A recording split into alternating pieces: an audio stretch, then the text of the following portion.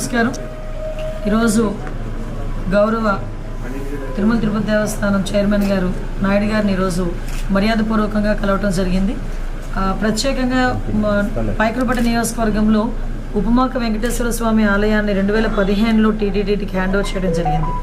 టీటీడీకి hand over చేసిన తర్వాత సుమారుగా అక్కడ కొన్ని కార్యక్రమాలకు ఒక గౌరవ సీఎం గారు చంద్రబాబు నాయుడు గారు కూడా అప్పుడు సీఎం హోదాలో ఆ రోజు ఉపమాక వెంకన్న స్వామిని దర్శనం చేసుకుని ఆ చుట్టుపక్కల ప్రాంతాన్ని ఎలాగైనా అభివృద్ధి చేయాలి అనే ఉద్దేశంతో అక్కడ ల్యాండ్ ఎక్వైర్ చేయడం దగ్గర నుంచి ఒక మాస్టర్ ప్లాన్ తయారు చేసి టీటీడీకి హ్యాండ్ ఓవర్ చేసి అక్కడ టెంపుల్ని బాగా అభివృద్ధి చేయాలి అని ఆ రోజు సంకల్పించుకొని ఆ రోజు ఒక మాస్టర్ ప్లాన్ కూడా రెడీ చేసుకున్నాం. ఆ రోజు అదే తర్వాత గవర్నమెంట్ మారిన తర్వాత ఎంతో కొంత మీ అందరికీ తెలుసు, ఎంతో కొంత కొంచెం నిర్లక్ష్యానికి గురైన పరిస్థితి అయితే కనిపించింది.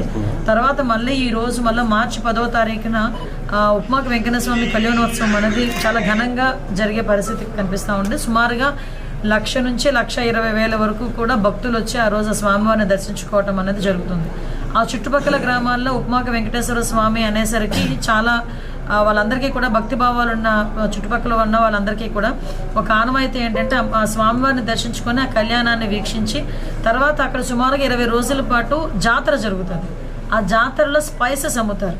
ఆ 20 రోజుల పాటు ఆ స్పైసెస్ కొని తీసుకెళ్ళి ఆ క్షేత్రంలో ఉన్న స్పైసెస్ కొని తీసుకెళ్ళి వాళ్ళు వంటల్లో కానీ వాళ్ళు తినే పదార్థాల్లో కానీ ఉపయోగించుకుంటే వాళ్ళకి మంచి జరుగుతుంది, ఆరోగ్యంగా ఉంటారని ఒక నమ్మకం.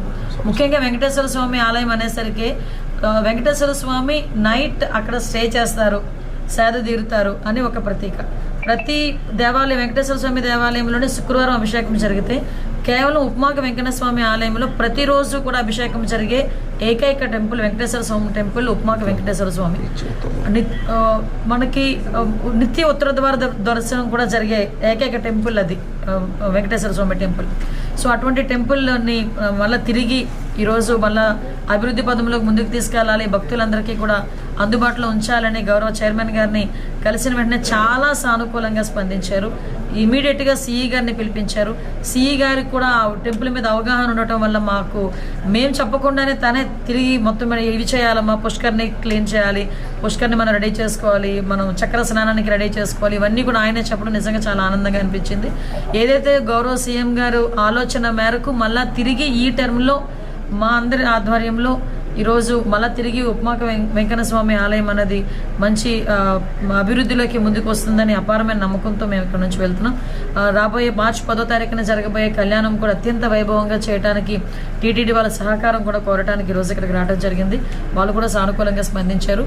ఆ స్వామివారి కళ్యాణం అత్యంత వైభవంగా జరిపిస్తామని మాత్రం అందరికీ హామీ ఇస్తుంది.